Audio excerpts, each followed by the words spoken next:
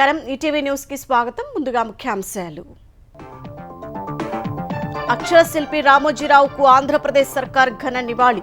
విలువలకు నిలువెత్తు రూపమన్న చంద్రబాబు, నిజాయితీకి మారుపేరని పవన్ ప్రశంస. రామోజీరావు కలంతో ప్రభుత్వాలనే కదిలించారన్న మీడియా ప్రముఖులు. తండ్రి ఆశయాలను ముందుకు తీసుకెళ్తామన్న ఈనాడు ఎండీ కిరణ్.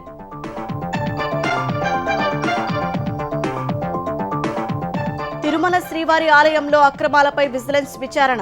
వందల కోట్ల నిధుల వ్యయంపై దర్యాప్తు. ముడి సరుకుల కొనుగోళ్లపైన ఆరా. హరీష్ రావు ట్రాప్ లో కేసీఆర్ పడ్డారన్న రేవంత్. చంద్రబాబులా కోర్ అంశాలపై దృష్టి పెట్టడం లేదని విమర్శ. హైదరాబాద్ కు అమరావతి పోటీ కాదని వెల్లడి. కేసులన్నీ ఒకేసారి తెరిస్తే వ్యవస్థ కుప్పకూలుతుందన్న రేవంత్. పెట్టుబడులకు ఇబ్బందని వెల్లడి. హైదరాబాద్ ను 2 కార్పొరేషన్లు చేస్తామన్న సీఎం. పీసీసీ అధ్యక్షుడి ఎంపికపై కాంగ్రెస్ అధిష్టానం దృష్టి. కేసీ వేణుగోపాల్తో ముఖ్య నేతల సమావేశం. వరంగల్ పర్యటన వాయిదా వేసుకున్న రేవంత్ రెడ్డి. టీ20 ప్రపంచ కప్ ఫైనల్ కు దూసుకెళ్లిన భారత జట్టు. సెమీస్ లో ఇంగ్లాండ్ పై ఘన విజయం. రేపు దక్షిణాఫ్రికాతో రోహిత్ సేన తుదిపోరు.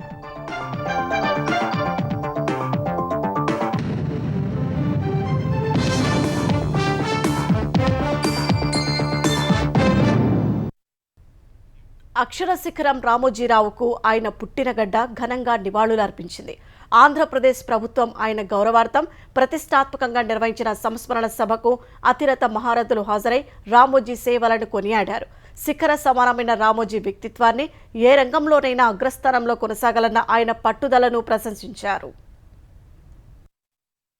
అసాధారణ వ్యక్తిత్వం, అకుంఠిత దీక్షతో ఎంచుకున్న ప్రతి రంగంలో ఉన్నత శిఖరాల్ని అధిరోహించిన మహోన్నత వ్యక్తి, సమాజ శ్రేయస్సే లక్ష్యంగా జీవించిన కర్మయోగి, ప్రజా కంటక పాలకులపై తుది శ్వాస వరకు అక్షరమే ఆయుధంగా పోరాడిన అసమాన యోధుడు, విలువలకు నిలువెత్తు శిఖరం రామోజీ గ్రూపు సంస్థల చైర్మన్ రామోజీరావుకు ఆయన పుట్టినగడ్డ ఘన నివాళులు అర్పించింది.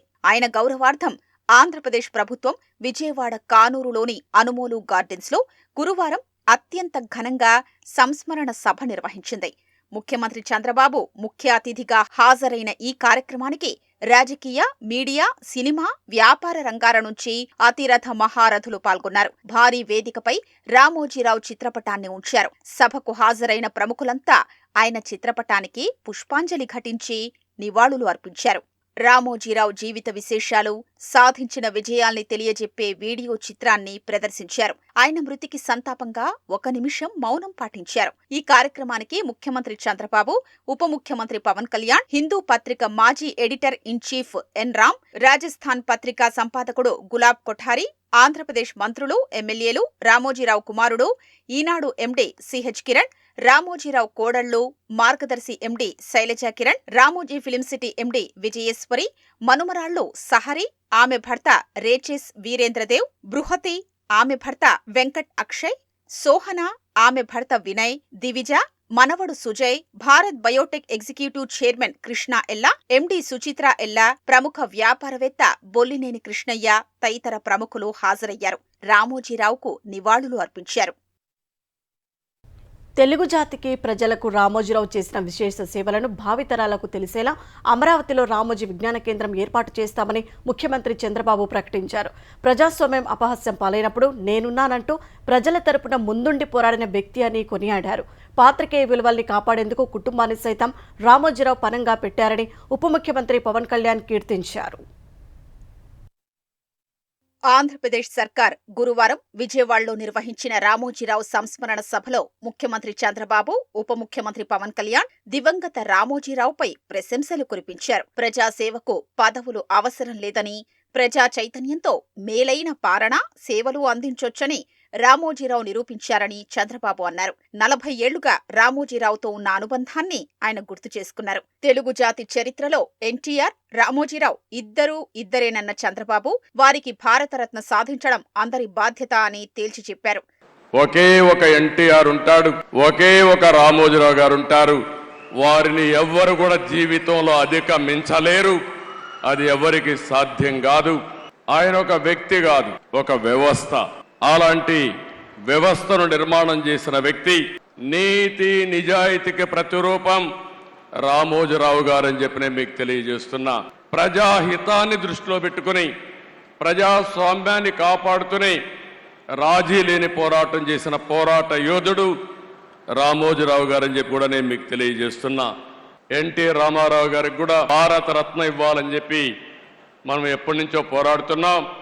అదే సమయంలో రామోజీరావు గారికి కూడా భారతరత్న సాధించడం మనందరి బాధ్యత. ఢిల్లీలోని విజ్ఞాన్ భవన్ తరహాలో కాన్ఫరెన్స్లు, రీసెర్చ్, ఇతర ప్రభుత్వ కార్యక్రమాలు నిర్వహించేలా రామోజీ కేంద్రాన్ని తీర్చిదిద్దుతామన్నారు. అమరావతిలో ఒక రహదారికి రామోజీరావు మార్గ్ అని పేరు పెడతామన్నారు. రామోజీరావు తొలిసారి విశాఖపట్నంలో పత్రిక ప్రారంభించారని, ఆయన స్మారకంగా అక్కడ రామోజీ చిత్రనగరి అని పేరు పెట్టి సినిమా చిత్రీకరణలు చేస్తామని ప్రకటించారు. అభిప్రాయాల్ని నిస్సంకోచంగా చెప్పడం రామోజీరావుకు అలవాటని చంద్రబాబు చెప్పారు. పనిచేస్తూ చనిపోవాలనే ఆయన కోరిక నెరవేరిందన్నారు. ఏదైనా ఒక విపత్తు వచ్చినప్పుడు సేవాభావంతో ముందుకు పోయారు. అనేక సందర్భాల్లో చూశాం. మన రాష్ట్రంలోనే కాకుండా వేరే రాష్ట్రాల్లో కూడా తుఫాను వచ్చినా, ఇంకా ఏమైనా సమస్యలు వచ్చినా అక్కడ ముందుండి సేవలు అందించారు. ఇవన్నీ ఒక ఎత్తు అయితే, నేను ఆయన 40 సంవత్సరాలుగా క్లోజ్గా చూశాను. భయం అనేది ఆయన జీవితంలో లేదు. పోరాటం అనేది ఆయన జీవితంలో ఒక భాగం. ఏ విషయంలో చూసినా రాజీ లేకుండా పోరాడాడు. సొంత కుటుంబ సభ్యుల్ని బెదిరించినా పాత్రికేయ విలువల విషయంలో రాజీ పడకుండా నిలబడ్డ గొప్ప వ్యక్తి రామోజీరావు అని ఉప ముఖ్యమంత్రి పవన్ కళ్యాణ్ కొనియాడారు. ప్రభుత్వంలో ఏం జరుగుతుందో ప్రతిదీ ప్రజలకు తెలియాలనే ఉద్దేశంతో సమాచార హక్కు చట్టం ఉద్యమాన్ని రామోజీరావు ఈనాడు పత్రిక ద్వారా నడిపించారని పవన్ గుర్తు చేశారు. నిజంగా పత్రికా స్వేచ్ఛ ఎంత అవసరం దేశానికి, ప్రజాస్వామ్యానికి ఎంత కీలకమైంది అది ఆయన చెప్తుంటే ఆయన ఆవేదన నాకు అర్థమైంది. అలాంటి వ్యక్తి మీద ఎన్ని రకాల ఇబ్బందులు పెట్టారో మన అందరికీ తెలుసు. అలాంటి దాడుల్ని తట్టుకుంటూ యాజ్ ఎ జర్నలిస్ట్ గా అన్కాంప్రమైజింగ్ యాటిట్యూడ్, అన్కాంప్రమైజింగ్ వాల్యూర్, అవన్నీ ఆయన్ని నాకు చూస్తే చాలా చాలా ఆనందం వేసి. జనరల్ గా కుటుంబ సభ్యులు కష్టం వస్తే నలిగిపోతాం, కానీ అది కూడా దాటుకొని నేను నా జర్నలిస్ట్ వాల్యూస్ నేను కాంప్రమైజ్ అవను, ఏదైతే జరగనని చెప్పి ఆయన కూర్చోబెట్టి at the cost of his family members also. He went ahead and uphold the journalistic values. దానికి చాలా చాలా సాహసంగా ప్రజా శ్రేయస్సు, ప్రజాస్వామ్య విలువల కోసమే జీవితాంతం రామోజీరావు పరితపించారని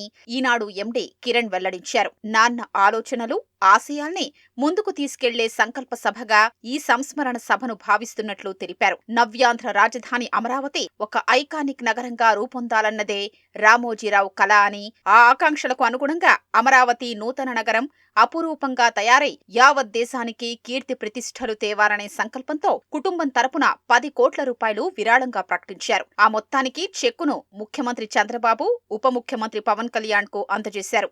ప్రజల హక్కుల్ని పాలకులు కబళించినప్పుడల్లా ఆయన బాధితుల పక్షం వహించేవారు. ఎక్కడ ఏ ఉపద్రవం వచ్చినా ఆయన సిద్ధంగా ఉండేవారు. ఆయన నమ్మిన, పాటించిన విలువలను ఇకపై కూడా త్రికరణ శుద్ధిగా కొనసాగిస్తామని సభాముఖంగా మాటిస్తున్నాం. పత్రికా స్వాతంత్ర్యం కోసం రామోజీరావు ఎనలేని కృషి చేశారని ప్రముఖ పాత్రికేయులు కొనియాడారు. రామోజీ నిరంతరం ప్రజా సమస్యలపైనే తన కలం కదిలించారని రాజస్థాన్ పత్రికా చీఫ్ ఎడిటర్ గులాబీ కొఠారి చెప్పారు. రామోజీరావు దూరదృష్టి కలిగి ఉండేవారని ఆయన ప్రభుత్వాలను ఎదిరించి మరీ కలంతో యుద్ధం చేసిన మహోన్నత శక్తి అని ప్రశంసించారు. రామోజీరావు పరిశోధనాత్మక జర్నలిజాన్ని నమ్మేవారని ది హిందూ పత్రిక మాజీ ఎడిటర్ ఎన్ రామ్ తెలిపారు. నమ్మిన విలువల కోసం నిరంతరం కట్టుబడి పనిచేశారని గుర్తు చేసుకున్నారు. ఈనాడు పత్రిక సమాజంలోని క్షేత్ర స్థాయి పరిస్థితులకు అద్దం పట్టిందన్న ఎన్ రామ్ ఈనాడు ప్రస్థానంపై ఆస్ట్రేలియన్ రాజకీయవేత్త రాబిన్ జెఫ్రీ పుస్తకమే రాశారని గుర్తు చేశారు. In July 1988, the Rajiv Gandhi government introduced the Defamation Bill 1988. These provisions were specifically targeted at investigative journalists and the media organizations, the newspapers they worked for. So much responsibility for seeing the protest movement through vested with the Editors Guild of India, which then as now had its work cut out. I worked closely with Sri Ramoji Rao during this inspiring movement and was deeply impressed by his leadership qualities, firmness and steadfastness on the principles at stake, clarity on the goal to be achieved, and that goal was unconditional withdrawal of the defamation bill, and to the credit of Prime Minister Rajiv Gandhi, when he realized what he was up against, he summoned an emergency cabinet meeting where he announced that the defamation bill would be withdrawn immediately.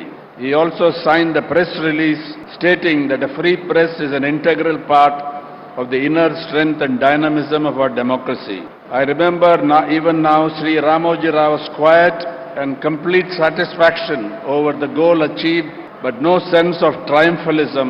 What stood out was a clear vision that newspapers had every right to take political positions, but they must remain independent from government pressure and assault.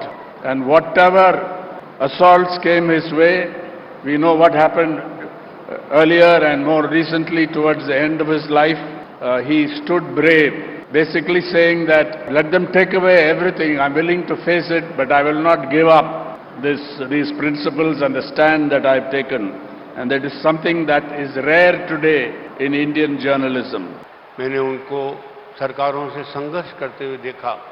जीवन के अंतिम दिनों में भी वे संघर्षशील ही थे और उनके सामने एक नई कई चुनौतियां एक साथ खड़ी थी। ये ईश्वर की कृपा कहिए कि अंतिम सांस लेने से पहले उन्हें कुछ राहत मिल पाई। భారాస అధినేత కేసీఆర్ హరీష్ రావు ఉచ్చులో చిక్కుకున్నారని ముఖ్యమంత్రి రేవంత్ రెడ్డి ఆరోపించారు. భారాస బతకడం, కేసీఆర్ నిలదొక్కుకోవడం ఇక జరగదన్నారు. కేసీఆర్ విధానాలను బట్టే తెలంగాణ రాజకీయాలు ఉంటాయన్నారు. హైదరాబాద్కు అమరావతి పోటీ కాదని, తెలంగాణ ప్రగతిలో ప్రాంతీయ రింగ్ రోడ్డు కీలక భూమిక పోషిస్తుందని అభిప్రాయపడ్డారు. ఢిల్లీ పర్యటనలో ఉన్న ముఖ్యమంత్రి రేవంత్ రెడ్డి మీడియాతో నిర్వహించిన ఇష్టాగోష్ఠిలో అనేక అంశాలపై మాట్లాడారు. మాజీ మంత్రి హరీష్ రావు ట్రాప్ లో కేసీఆర్ పడ్డారని అన్నారు. కేసీఆర్ లేకుంటే తన సొంత లైన్ తీసుకోవచ్చని హరీష్ చూస్తున్నారని సీఎం ఆరోపించారు. ఆంధ్రప్రదేశ్ లో 2019లో తెలుగుదేశానికి 23 సీట్లు వచ్చినా చంద్రబాబు కోర్ రాజకీయాలు వదలకుండా పోరాడారని, అందుకే మళ్లీ గెలిచారని గుర్తు చేశారు. చంద్రబాబు ముందు జగన్ ఎంతని ప్రశ్నించిన రేవంత్ అయినా వైకాపా వాళ్లు తిట్టే తిట్లు, కామెంట్లను తట్టుకుని పోరాడారని చెప్పారు. ఇక్కడ కేసీఆర్ ఆ పని చేయటం లేదని, హరీష్ ఆ పని చేయించటం లేదని విమర్శించారు. హరీష్ ట్రాప్ లో ఉండటం వల్ల భారాస బతకడం కానీ, కేసీఆర్ రాజకీయంగా నిలదొక్కుకోవడం కానీ జరగదన్నారు. పార్టీ బతికితే కేసీఆర్ తర్వాత కేటీఆర్, కవిత ఉంటారు తప్ప హరీష్ కాదన్నారు. అందుకే భారాస ఖతం కావాలని కోరుకునే వారిలో మొదటి, చివరి వ్యక్తి హరీష్ రావేనని ఆరోపించారు. ఈటల రాజేందర్, నరేంద్ర, విజయశాంతిలను పార్టీ నుంచి బయటకు గెంటించింది హరీషేనని రేవంత్ అన్నారు. కేటీఆర్ ఎప్పుడైనా డమ్మీయేనని, మీడియానే ఆయన్ను పెద్దగా ప్రొజెక్ట్ చేయడానికి ప్రయత్నిస్తోందన్నారు. ఎమ్మెల్యేలను చేర్చుకోవడం నెగటివా, పాజిటివా అనేది ముఖ్యం కాదన్న సీఎం ఇప్పుడు ప్రభుత్వాన్ని కాపాడుకోవడమే ముఖ్యమన్నారు. ఆంధ్రప్రదేశ్ లో తెలుగుదేశం, జనసేన, భాజపాల పొత్తు కారణంగా హైదరాబాద్ చుట్టుపక్కల సెటిలర్ల ఓట్లు భాజపాకు వెళ్లాయని, దానివల్ల మల్కాజ్గిరి, చేవెళ్లలో ఆ పార్టీకి ప్రయోజనం కలిగిందని రేవంత్ అభిప్రాయపడ్డారు. తెలంగాణ అసెంబ్లీ ఎన్నికలు కేసీఆర్ ని దించాలా, తనను గెలిపించాలా అనే అంశంపై జరిగాయని రేవంత్ అన్నారు. 10 ఏళ్లు ఆయనకు వ్యతిరేకంగా కొట్లాడింది తానే కావడంతో ప్రజలు ప్రత్యామ్నాయంగా తనను ఎంచుకున్నారని రేవంత్ తెలిపారు. భారాస నేతలు తమ ఓట్లు తామే వేసుకుని ఉంటే లోక్సభ ఎన్నికల్లో కాంగ్రెస్ 12 సీట్లు సులభంగా గెలిచేదన్నారు. కాంగ్రెస్ ను ఓడించడానికి డబ్బులు పంచి మరీ భాజపాకు ఓట్లేయించారని విమర్శించారు. భాజపాకు పార్టీ నిర్మాణం లేదన్న సీఎం కేసీఆర్ భారాసను విలీనం చేస్తే తప్ప ఆ పార్టీకి బలం ఉండదన్నారు. స్థానిక సంస్థల ఎన్నికల్లో భాజపా పరిస్థితి తెలుస్తుందన్నారు. తమ ప్రధాన ప్రత్యర్థిగా ఎవరుంటారనేది భాజపా, కేసీఆర్ల పనితీరుపై ఆధారపడి ఉంటుందని వెల్లడించారు. కేసీఆర్ విధానాన్ని బట్టే తెలంగాణ రాజకీయాలు ఉంటాయని స్పష్టం చేశారు. ప్రజలు అధికారాన్ని మనకు సొంత పగలు తీర్చుకోవడానికి ఇవ్వరని, జగన్ను చూసి నేర్చుకోవాలని సూచించారు. ఏపీ ప్రజలు 2019లో జగన్ కు 151 సీట్లను ఎన్నో ఆశలతో ఇచ్చారన్న రేవంత్ అధికారంలోకి వచ్చాక జగన్ చేసిన పనులు తప్పని నిరూపించడానికే ఇప్పుడు 11 సీట్లు ఇచ్చారని అన్నారు. కేసీఆర్ తెలంగాణలో తెలుగుదేశాన్ని లేకుండా చేయాలనుకున్నారని, ఇప్పుడు ఆయనే తుడిచిపెట్టుకుపోయారని ఎద్దేవా చేశారు. తెలుగుదేశానికి పోటీ చేసే పరిస్థితి కల్పించి ఉంటే వాళ్లు 10% ఓట్లు దక్కించుకునేవారని అంచనా వేశారు. అప్పుడు కాంగ్రెస్ పరిస్థితి ఎలా ఉండేదో తెలియదన్నారు. గత ప్రభుత్వంపై కేసులన్నీ ఒకేసారి ఓపెన్ చేస్తే ఏ ఒక్క పని పూర్తి చేయలేనని అన్నారు. కేసులతో రాజకీయ ప్రయోజనాలు ఎలా ఉన్నా మొత్తం వ్యవస్థ కుప్పకూలుతుంది. నేను ఏ విచారణకు ఆదేశించినా అందులో ప్రభుత్వ సంస్థలు, కేసీఆర్ మాత్రమే ఉండరని, ప్రైవేటు ఇన్ఫ్రా కంపెనీలు, ఇతర సంస్థలు కూడా ఉంటాయని అన్నారు. ఒకసారి కేసు నమోదైతే బ్యాంకులు వాటికి రూపాయి అప్పు ఇవ్వవని చెప్పిన సీఎం అప్పుడు రాష్ట్రంలో రూపాయి పెట్టుబడి పెట్టడానికైనా ఎవ్వరూ ముందుకు రారని అన్నారు. ఏపీ సీఎంగా చంద్రబాబు బాధ్యతలు చేపట్టినప్పటికీ తెలంగాణ ప్రయోజనాల విషయంలో రాజీ పడబోనని రేవంత్ రెడ్డి చెప్పారు. చంద్రబాబు చెప్పారని తెలంగాణ తెలంగాణ ప్రయోజనాలను విస్మరిస్తే ప్రజలు నన్నెందుకు రాజకీయాల్లో ఉంచుతారని ప్రశ్నించారు. నా ఉద్యోగం కోసమే ఆయన్ని వదిలి రాజకీయాల్లోకి వచ్చానని, ఇప్పుడు చంద్రబాబు కోసం ఆ ఉద్యోగం వదులుకుంటానా అని అడిగారు. హైదరాబాద్ లో జగన్మోహన్ రెడ్డి ఇంటి ముందు కూల్చివేతల గురించి తనకెవ్వరూ చెప్పలేదన్నారు. ఓ నాయకుడు చెప్పడంతోనే అధికారులు ఆ పని చేశారని తెలిసిందన్నారు. అందుకే వారిని సరెండర్ చేశామన్నారు. బయట మాత్రం చంద్రబాబు చెబితే తాను చేయించారని ప్రచారం చేశారని రేవంత్ రెడ్డి అన్నారు. జగన్ ఇంటి ముందు ఏమున్నాయో చూసేంత ఖాళీగా చంద్రబాబు ఉంటారా అని అడిగారు. ఇప్పుడు జగన్ అనే వ్యక్తి చచ్చిన పామని అన్న రేవంత్, అలాంటి వ్యక్తి ఇంటి ముందున్న గదులు కూలగొట్టాలని చెప్పాల్సిన అవసరం చంద్రబాబుకి ఏముంటుందన్నారు. కేసీఆర్ ఫామ్ హౌస్ ముందు ఏవేవో కట్టుకున్నారన్న ఆయన అవేం తాము తీయలేదన్నారు. ప్రధాన ప్రత్యర్థి మీదే అలాంటివి చేయనప్పుడు జగన్ విషయంలో ఎందుకు చేస్తానని ప్రశ్నించారు. అమరావతి హైదరాబాద్ కు పోటీ కాదన్న రేవంత్, హైదరాబాద్ లోని ఒకవైపు ఉన్నవారు మరోవైపునకు వెళ్లడానికి ఇష్టపడటం లేదన్నారు. అలాంటిది హైదరాబాద్ ను వదిలి అమరావతిలో పెట్టుబడులు పెడతారనుకోవడం లేదన్నారు. లాభం లేదంటే సొంతూరులో కూడా ఎవరూ పెట్టుబడి పెట్టారన్న ఆయన, అమరావతిలో లాభం ఉంటే మనం తాడుతో కట్టేసినా ఆగకుండా పోతారని చెప్పారు. గ్రేటర్ హైదరాబాద్ ను 2 కార్పొరేషన్లుగా విభజించి 2 కమిషనరేట్లు ఏర్పాటు చేస్తామన్నారు. హెచ్ఎండిఏ సరిహద్దులను రీజనల్ రింగ్ రోడ్డు వరకు, జీహెచ్ఎంసీ హద్దులను ఔటర్ రింగ్ రోడ్డు వరకు విస్తరిస్తామన్నారు. పాత నగరంలో 40% విద్యుత్ బిల్లులు వసూలు కావడం లేదన్న ఆయన, దీన్ని సరిదిద్దడానికి అదానీ వాళ్లను పిలిచామన్నారు. తెలంగాణ పీసీసీ కొత్త అధ్యక్షుడి ఎంపికపై కాంగ్రెస్ అధిష్టానం కసరత్తు ప్రారంభించింది. ఈ మేరకు గత రాత్రి ఢిల్లీలోని ఏఐసీసీ ప్రధాన కార్యదర్శి కేసీ వేణుగోపాల్ నివాసంలో సమావేశం జరిగింది. ఈ భేటీలో Telangana Congress in charge Deepa Das Munshi, CM Revanth Reddy, deputy CM Bhatti Vikramarka, మంత్రులు ఉత్తమ్ కుమార్ రెడ్డి, శ్రీధర్ బాబు పాల్గొన్నారు. సమావేశంలో చర్చించిన అంశాలపై వేణుగోపాల్ ఏఐసీసీ అధ్యక్షుడు మల్లికార్జున ఖర్గేకు నివేదికను నేడు అందచేయనున్నట్లు సమాచారం.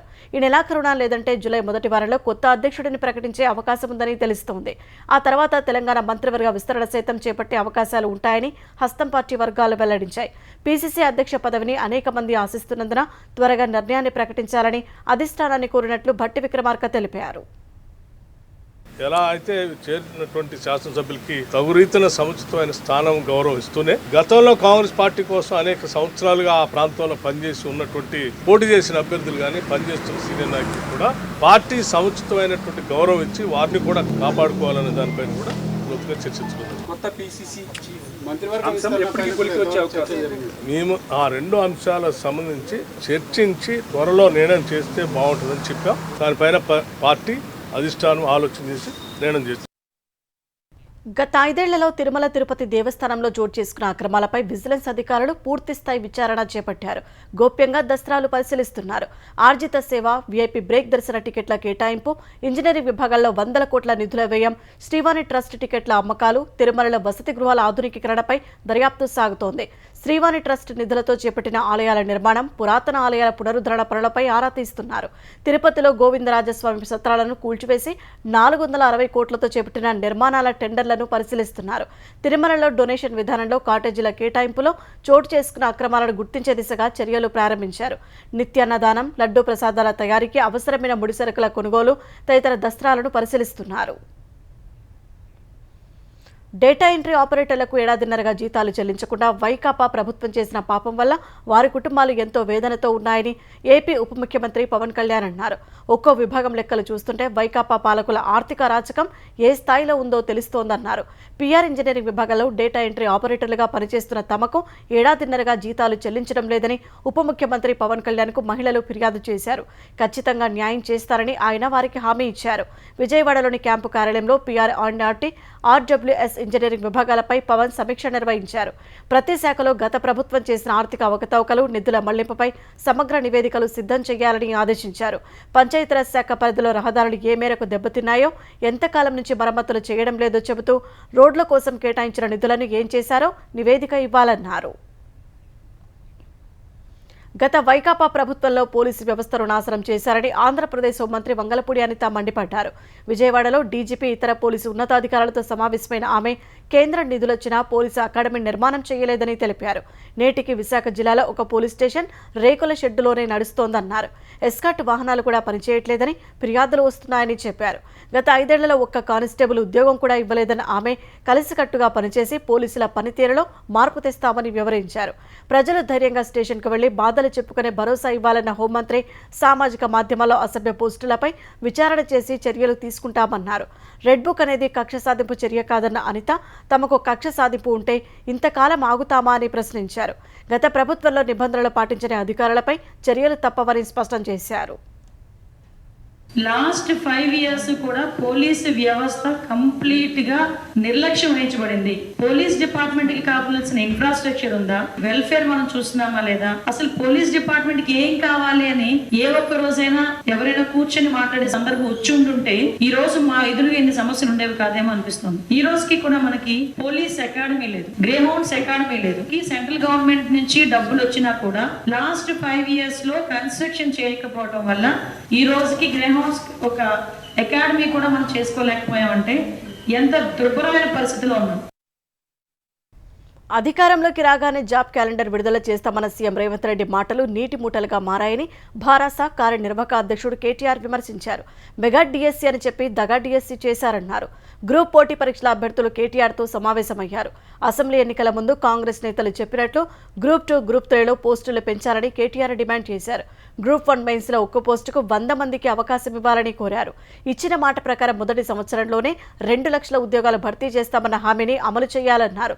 లేని పక్షంలో నిరుద్యోగుల తరపున భారాస ప్రత్యక్ష పోరాటానికి దిగుతుందని కేటీఆర్ హెచ్చరించారు. కాంగ్రెస్ ప్రభుత్వం వచ్చిన తర్వాత 2 పనులు చేసినారు. కేసీఆర్ గారి ప్రభుత్వంలో ఇచ్చిన గ్రూప్ 1 నోటిఫికేషన్ రద్దు చేసి తిరిగి 60 పోస్టులు యాడ్ చేసి కొత్తగా రీనోటిఫై చేసినారు. మెగా డిఎస్సీ అన్నారు, దగా డిఎస్సీ చేసినారు. కేసీఆర్ గారు 5,000 ఉద్యోగాలతో డిఎస్సీ ప్రకటిస్తే దాన్ని రద్దు చేసి ఇంకొక 5,000 మాత్రమే కలిపి ఇవాళ రెండోసారి మళ్ళీ డిఎస్సీ అని మోసం చేసే ప్రయత్నం చేస్తా ఉన్నారు. గ్రూప్ 2, గ్రూప్ 3 ఈ 2 కేటగిరీల్లో కూడా పోస్టులు పెంచుతామని చెప్పింది, సంఖ్యను పెంచుతామని చెప్పింది మీరే. ఇవాళ సాంకేతిక సమస్యలు చెప్పి తప్పించుకునే ప్రయత్నం చేస్తా ఉన్నారు, కానీ వదిలిపెట్టే సమస్య లేదు. హన్మకొండ జిల్లా కమలాపూర్ ప్రధాన రహదారిపై పాఠశాల బస్సును వెనుక నుంచి కారు ఢీకొన్న ప్రమాదంలో ఒకరు మృతి చెందగా మరికొందరు గాయపడ్డారు. ప్రమాద దృశ్యాలు స్థానికంగా ఉన్న సీసీ కెమెరాల్లో రికార్డయ్యాయి. హన్మకొండ జిల్లా పెంబర్తికి చెందిన ఏకశిల పాఠశాల బస్సు కన్నూరు వద్ద మలుపు తీసుకుంటుండగా పరకాల నుంచి హుజూరాబాద్ వైపు వెళ్తున్న కారు ఢీకొట్టి బోల్తా పడింది. స్థానికులు బస్సు అద్దాలు పగలకొట్టి విద్యార్థులను బయటకు తీశారు. గాయపడ్డ విద్యార్థులను పోలీసు వాహనంలో ఆసుపత్రికి తరలించారు. కారులోని 3 ఎంజీఎంకు తరలించగా ఒకరు చికిత్స పొందుతూ మృతి చెందారు. హైస్పీడ్ ఎక్సాపాండబుల్ ఏరియల్ టార్గెట్ అభ్యాస్ను భారత రక్షణ పరిశోధన అభివృద్ధి సంస్థ డిఆర్డీఓ వరుసగా పరీక్షించి విజయం సాధించింది. ఒడిశా చాందీపూర్లోని సమీకృత పరీక్షా కేంద్రం నుంచి అభివృద్ధి చేసిన బూస్టర్ కాన్ఫిగరేషన్తో 6 అభ్యాస్ వ్యవస్థల పరీక్షను విజయవంతంగా నిర్వహించినట్లు రక్షణ మంత్రిత్వ శాఖ ప్రకటించింది. ఈ ప్రయోగంతో 10 రకాల అభివృద్ధి పరీక్షలను అభ్యాస్ పూర్తి చేసినట్లు పేర్కొంది. బూస్టర్ను సురక్షితంగా విడుదల చేయడం, లాంచర్ క్లియరెన్స్, నిలకడమైన సామర్థ్యం తదితర లక్ష్యాలను అందుకున్నట్లు వివరించింది. ఈ పరీక్షలను రక్షణ బలగాల సమక్షంలో నిర్వహించారు. ఈ ప్రయోగాల ద్వారా అభ్యాస్ వ్యవస్థల ఉత్పత్తికి మార్గం సుగమమైనట్లు రక్షణ శాఖ పేర్కొంది. పార్లమెంట్ ఉభయ సభలో నీట్ పరీక్షాపత్రం లీకేజీ వ్యవహారాన్ని లేవనెత్తాలని ప్రతిపక్ష కూటమి ఇండియా నిర్ణయించుకుంది. లోక్సభ, రాజ్యసభలో 267 నిబంధన ప్రకారం వాయిదా తీర్మానాలు ఇవ్వనుంది. ఏఐసీసీ అధ్యక్షుడు మల్లికార్జున ఖర్గే నివాసంలో నిన్న జరిగిన ఇండియా కూటమి పార్టీల సమావేశంలో ఈ మేరకు నిర్ణయం తీసుకున్నారు. పరీక్షాపత్రాల లీకేజీ, నిరుద్యోగం, ద్రవ్యోల్బణం, కేంద్ర దర్యాప్తు సంస్థల దుర్వినియోగం తదితర అంశాలపై చర్చకు పట్టుబడతామని కూటమి నేతలు చెప్పారు. లోక్సభ డిప్యూటీ స్పీకర్ పదవిని నిబంధనల ప్రకారం విపక్షాలకే ఇవ్వాలని డిమాండ్ చేయనున్నట్లు తెలుస్తోంది. పార్లమెంటు సమావేశాల ప్రారంభానికి ముందు విపక్ష నేతలపై నమోదు చేస్తున్న ఈడీ, సీబీఐ కేసులకు వ్యతిరేకంగా ఈ ఉదయం ఇండియా కూటమి నిరసన చేపట్టనున్నట్లు సమాచారం.